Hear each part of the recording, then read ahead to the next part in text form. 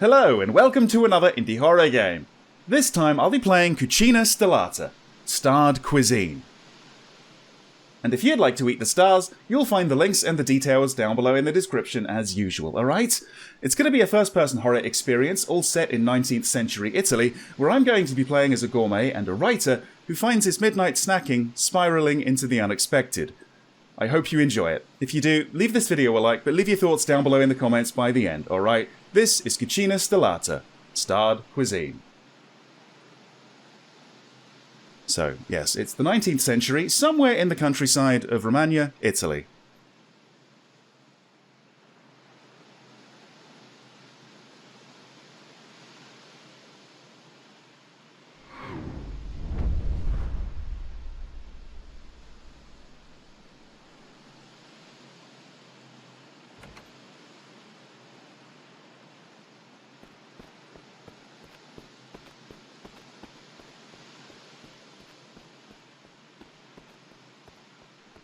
Great harm comes to those who let themselves be conquered by wine. Little by little, they grow nauseated by food and find nourishment almost entirely in drink. Thus, they degrade themselves in the eyes of the world, becoming ridiculous, dangerous, and beastly.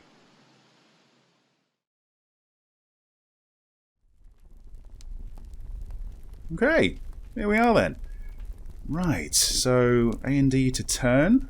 Okay, very, very simple controls. Let's see then. Okay. Add the oil to the pan. Right, let's see. That looks more like wine to me, to be honest. Let's see. There you go. Alright, so the pan over here. Lovely. What next?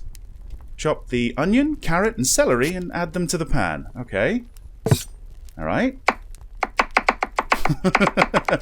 Nice. There goes the celery. And there goes the carrot. Lovely. Okay, so we add those to the pan as well. Alright. Welcome to CJU cooking. Chop the meat and add it to the pan. Okay. There it is. Are we going to be dicing it up then? Making it into a paste by the looks of it. Alright. In it goes.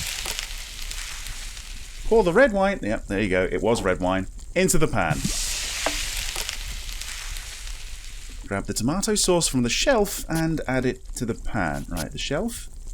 Over here or over there, maybe? Let's see. There you go. Alright, so there's various other ingredients as well. Let's see, what have we got? Can't seem to open that door. And I can't seem to open that door either. And it doesn't look like we can access the cupboards or the drawers or anything. Right, well, not when I've got this tomato sauce and there's something half cooked. There you go. Okay, place the tortelli in the pots. There you go, there it is. Alright, so we're going to boil that while this fries up. Right in the notebook. Okay, where's the notebook? Oh, right here. Right next to my quill and inkwell, by the looks of it.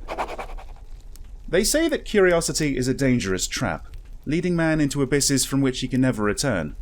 It is the same hypocritical world, which claims not to care about food, that makes no civil or religious celebration without eventually spreading the tablecloth and trying to eat as heartily as possible. Therefore, I say, always choose for your raw materials the finest goods, for these will make an impression. And if this precious fruit of who knows where origin is as rare as I believe, it must cost as much or even more than truffles. But caution must be exercised, with hope and fervour, for hidden prayers already hold future sorrow. I am repulsed by witnessing, as they say, the desecration of God's grace, yet indulgence and appetite are too great. Alright. Very, very pithy. Quite pompous, really. Okay. Is that ready? Alright, so we scoop that out, put that in the pan. Do we need to stir it all up? Apparently we just need to plate the dish. Over here, I guess. Alright. And now we dine. Whoa. That doesn't usually happen to me when I eat. Oh my. Okay. Eating this meal seems to be a transcendental experience for me.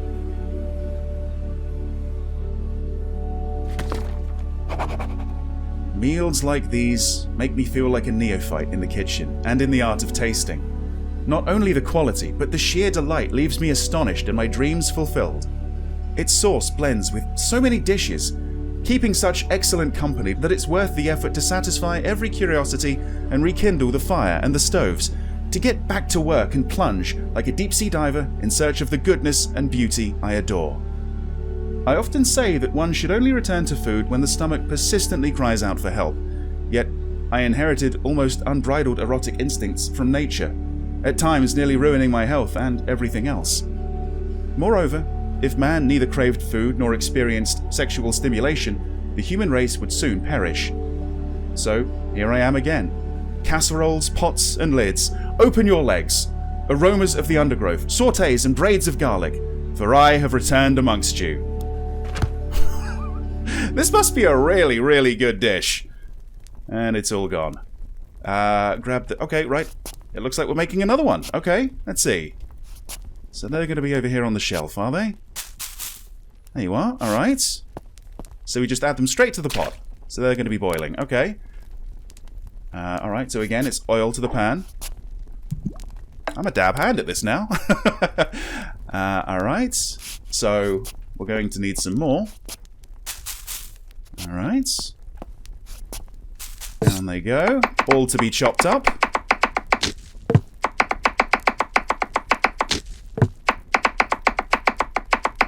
Fantastic. All right. So they're going to go into the pan with the oil. These ones are still boiling over here. Go to the cellar, grab the cleaver, and cut the meat. Right. Okay. Huh. Is the cellar ahead of me, or... That's why I'm looking down. What the hell's that? Oh. Right. So, it's the meat from you, is it? Oh my god. Right. Let's see. Do I have to? Whoa! Oh, jeez. Oh, okay. We're going to be dining on the arm tonight. Holy shit. You crash landed on the wrong planet, buddy. I'm so sorry. Oh, shit. Return to the kitchen and close the door. Holy crap. So that's why the dish was out of this world. I get it now. Right, we got to close the door, haven't we? We don't want to hear its whimpers or cries. All we want to do is place the meat on the cutting board and dust it with flour. Yes. Okay. There you are. Alright. So that's going to go into the pan, that's right. Goodness gracious me. Okay, so we're eating an alien life form. Pour the broth from the pot into the pan. I'm sure that's going to be delectable. Pour the tomato sauce into the pan. Okay. Is that what that is over there? Right. Okay. In it goes. And now we need to write in the notebook. What am I going to write about this time? I quiver in anticipation and can barely restrain my restless, twitching finger that ceaselessly torments my beard, as if trying to spread the remnants of a flavour that once passed through it. It is neither sweet, nor bitter, nor sour, nor salty. Perhaps it isn't even a flavour. Not really. It's a sensation, an enchanting shiver that sneaks into the mouth and throat. Something slimy and indefinable that leaves behind a brutal echo. An aftertaste that never fades. There's no way to describe it, for no words exist to define it. It's that good, is it? Wow. Right. Looks like it's ready. Let's plate the dish. Right. And again, we dine. Oh boy. Okay. Maybe there's something vaguely hallucinogenic in this thing's flesh, which is why I'm experiencing the meals like this. Maybe it's a little bit like ayahuasca, something like that, you know? It is quite something. It is certainly a flavour, but not one that human taste has ever experienced before, nor could it ever hope to savour. A shadow that does not exist on the world's taste buds, and that seems to feed alternately and contrary, on something within me. Even every other ingredient appears diseased, contaminated by its proximity, producing twisted fruits with a taste so warped that no one would dare try them, except those who, unbound by the dogmas and chains imposed by traditional cuisine, claim for themselves a flavour that is not of this world. It is like a painter's discovery of a new colour, or a chilling nuance, one that seems as though it had always been available, ignored in a remote corner of our darkened iris, atrophied, unaccustomed to surprise, and unprepared for shock. Alright. And it looks like we finished another meal. Again, we're adding the oil to the pan.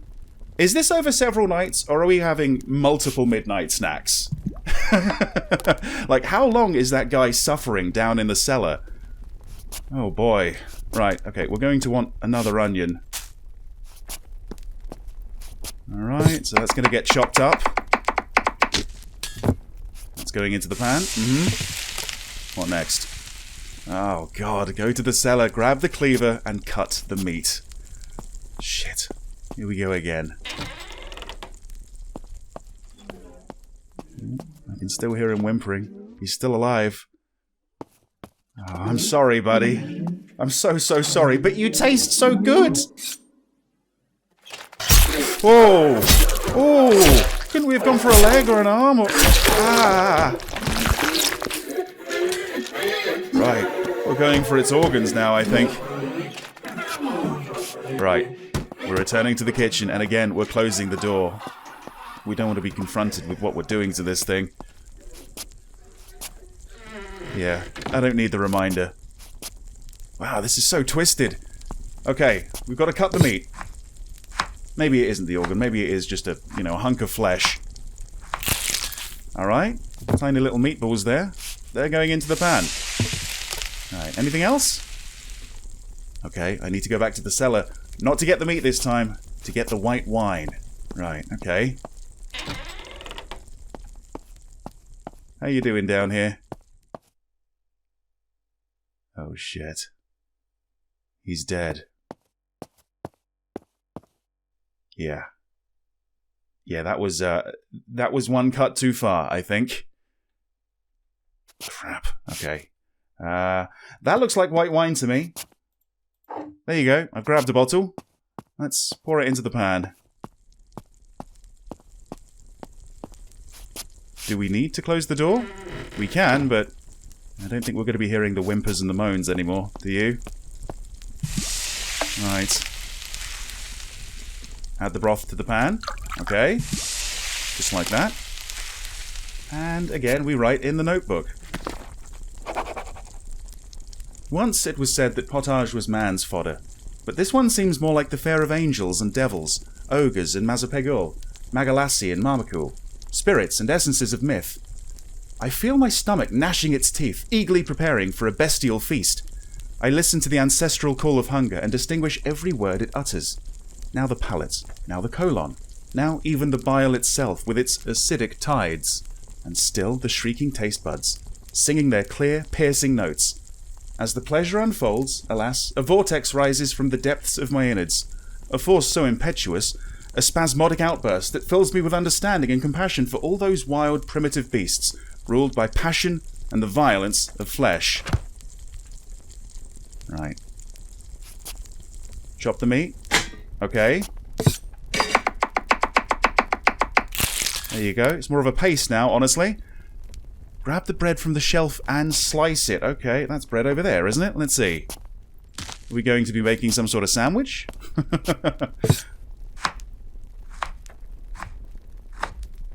Alright. Okay, all that slicing, just to get 2 slices. Spread the meat on the bread. Like it's a pate or something, I suppose. And now we have to plate the dish. It's ready. Oh boy. How's this gonna taste? Otherworldly, right? Just like the others.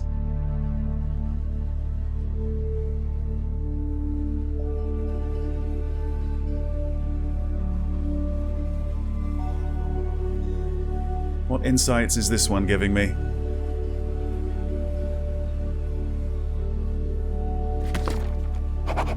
My word.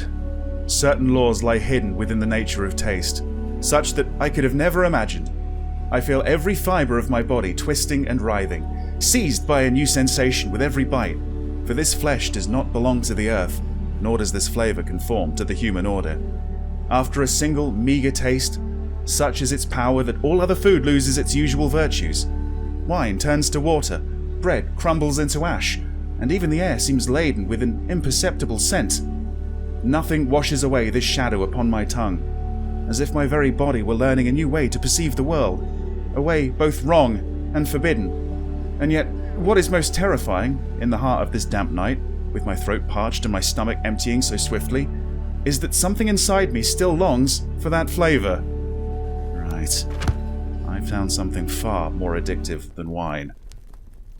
I don't think I can stop at this point. Right, I need to go to the cellar again, grab the cleaver, and again, cut the meat. Oh boy.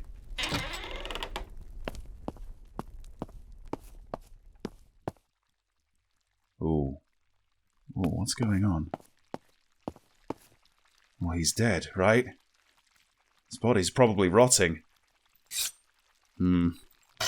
Oh boy. Oh, we want the head? Hey, oh, there it is. Oh. Straight into its cranium. Oh my god. The brain? We want to eat this thing's brain? Oh god, okay, this is not going to go well, right? This is going to be a much more advanced version of mad cow disease, I think. We need to put the meat in the pot. Alright, so it's just going straight in.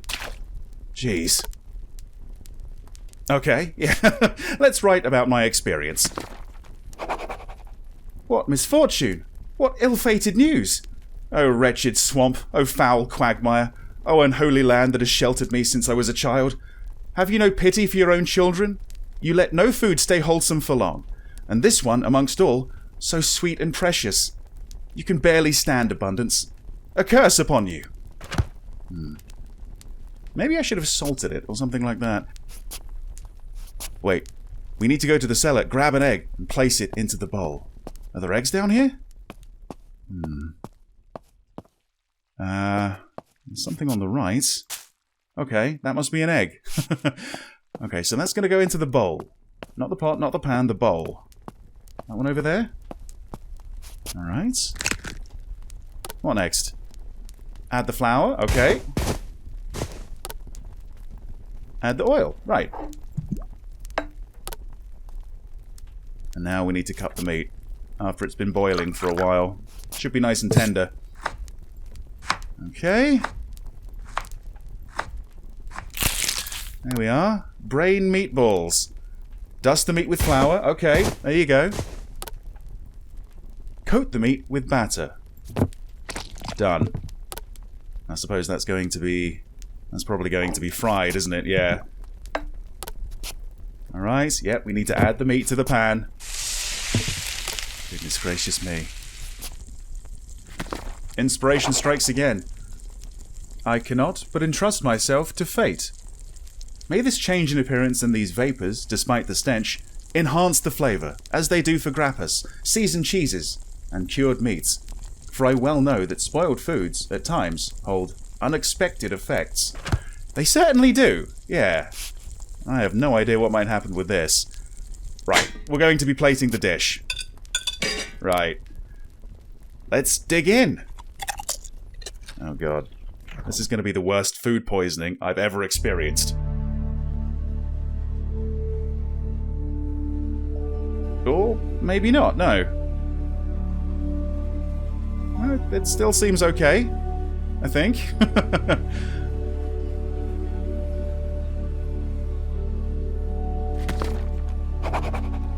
This time, the tasting was like a walk through the height of summer. A murky, tangled path through a flowering garden, where the way was painted in colour and breathed fragrances like a dream. In that vast and luminous expanse, it seemed as if the entire course of my life flowed before me. The path opened beneath an arch of dentate ivy. I made my way down a gorge, through patches of light and shadow, stepping where the branches parted into pools of golden mucosa, and beneath the trees on my left, indistinct blankets of pharyngeal primroses stretched out like a carpet. The air seemed to lay soft kisses upon my skin. From the deep belly of the wood came the cooing of wild doves, mingled with the warm, gastric gurgling of a welcoming brook. The ground there was so overlain with primroses that avoiding them was impossible, lost as they were in that digestive churn. The sweetness of the air and the green of the fronds, dripping with enzymatic liquors, almost filled me with reverence. At last, I emerged from that garden through an orifice of hedges and brambles, sweaty and dishevelled, like a man freshly torn from his mother's womb. Wow. Right, this needs to stop. But it's not going to, is it? We're going to go back to the cellar, grab the cleaver, and cut the meat.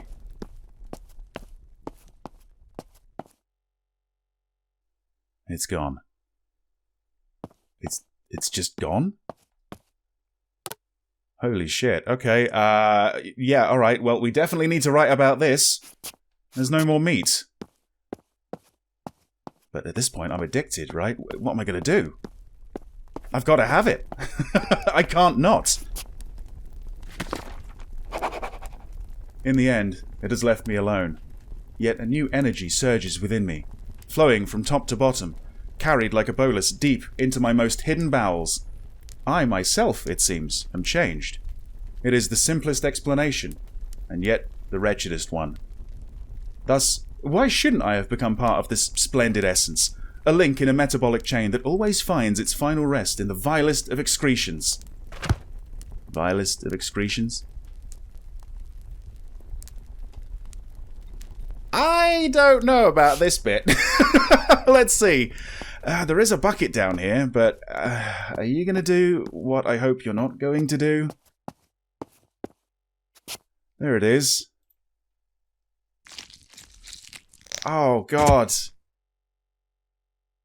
Right. Collect the feces. There it is. Oh, no. We're not dining on it, are we? Silly question. In a game like this, I mean, of course we are. Right. Oh, jeez. Okay. Slice the oh, okay. What's it going to be? Are we having it on bread? Is it going to be a shit sandwich? Oh my god. I suppose there might still be the essence of that creature in there somewhere, but okay. This is not going to be a pleasant meal, is it? Let's find out. Oh, jeez. He must have tasted really, really good.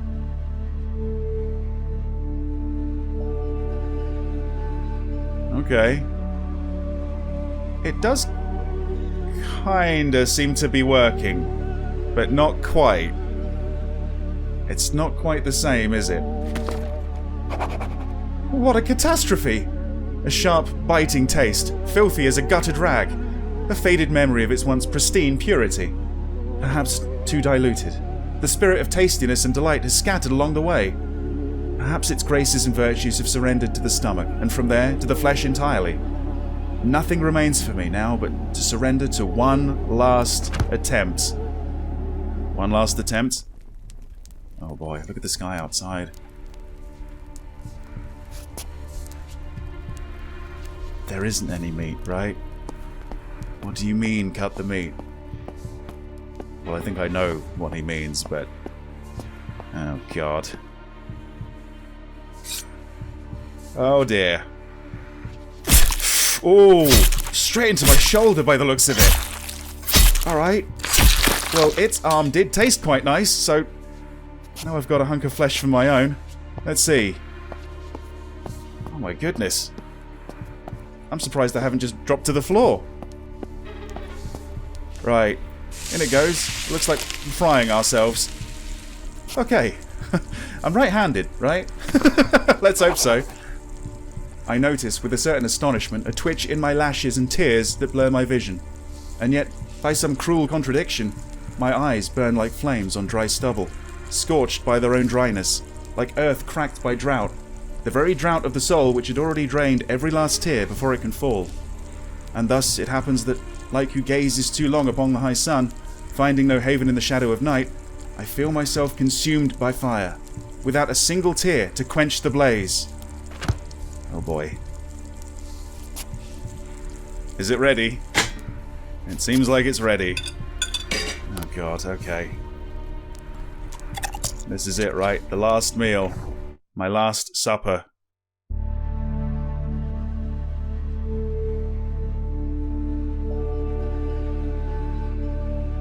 Remarkably, I do seem to be getting a similar effect.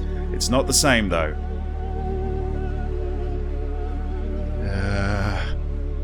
I'm gonna die while eating, aren't I? I feel my vigor leaving me, yet I still breathe in the glory of the tasting. Little time remains, and I must make the most of it, so that my final work may take shape. God, spirit, or devil, whoever you are, grant me one last fateful taste. Grant me but a thread of oil over this tepid potage, my very life. Jeez. Oh, so that wasn't it?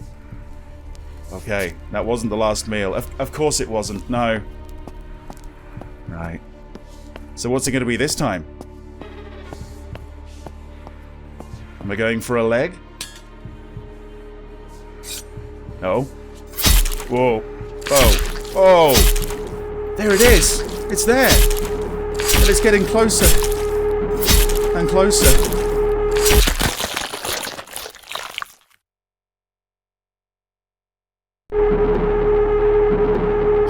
Oh, shit! Right. You know, I think I'm going to go vegetarian.